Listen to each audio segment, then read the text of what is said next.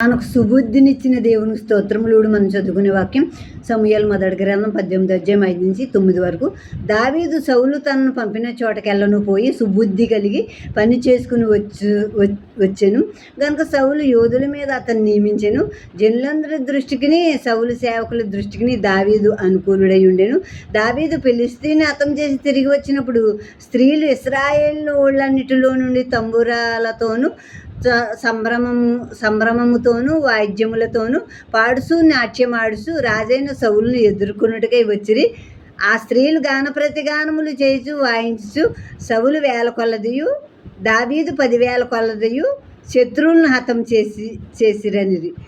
ఆ మాటలు సౌలునికి ఇంపుగా నుండనందున అతడు బహుకోపం తెచ్చుకుని, వారు దావీదునకు 10,000 కొలది అనియు నాకు 1000 కొలది అనియు స్తుతులు పాడిరే, రాజ్యం తప్ప మరి ఏమి అతడు తీసుకొనగలడు అనుకున్నాను. కాబట్టి నాట నుండి సౌలు దావీదు మీద ఇషపు చూపు నిలిపాను.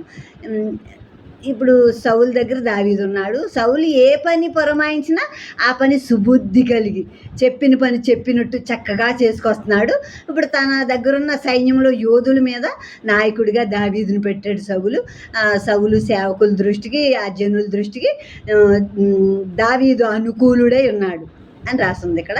అనుకూలమైన ప్రవర్తన కలిగి ఉన్నాడు. అలాగే మనకు అప్పగించిన పనుల్లో మనం సుబుద్ధి కలిగి చేయాలన్నమాట. కనుక బుద్ధిహీనతతో బుద్ధి తక్కువ పనులు చేయకుండా సుబుద్ధి కలిగి దేవుడి పనులు ఏంటి, మనకు ఉద్యోగంలో పని ఉంటే ఆ ఉద్యోగం ఏంటి, వ్యాపారంలో పని ఉంటే ఆ వ్యాపారం ఏంటి, వ్యవసాయంలో పని ఉంటే ఆ వ్యవసాయం ఏంటి, ఎందులో మనకు దేవుడి పని అనుగ్రహిస్తే ఆ పని సుబుద్ధి కలిగి బుద్ధి జ్ఞానాలతో చక్కగా చేసుకురావాలి. అప్పుడు అందరికీ సంతోషం, అందరికీ లాభం.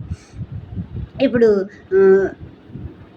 దావీదు ఫిలిష్తీయుని హతం చేసి తిరిగి వచ్చినప్పుడు స్త్రీలు ఇశ్రాయేలీలు ఊళ్ళన్నిటిలోనూ ఉన్న స్త్రీలు తంబుర, సితార, సంబరాలు ఇవన్నీ వాయిద్య ధ్వనులతో సంబరంగా స్తుతులు పాడుతూ గాన ప్రతిగానాలు చేస్తూ వీరికి ఎదురొచ్చి సౌలు 1000 కొలది దావీదు 10,000 కొలది అని వీళ్ళు శత్రువుల్ని హతం చేశారు. సౌలు 1000 కొలది దావీదు 10,000 కొలది శత్రువులను హతం చేశారని వీళ్ళు పాటలు పాడుతున్నారు స్త్రీలు. ఇప్పుడు ఈ పాట సౌలుకి ఇంపుగా లేదు. ఎందుకంటే సౌలు 1000 కొలది దావీదు 10,000 కొలది.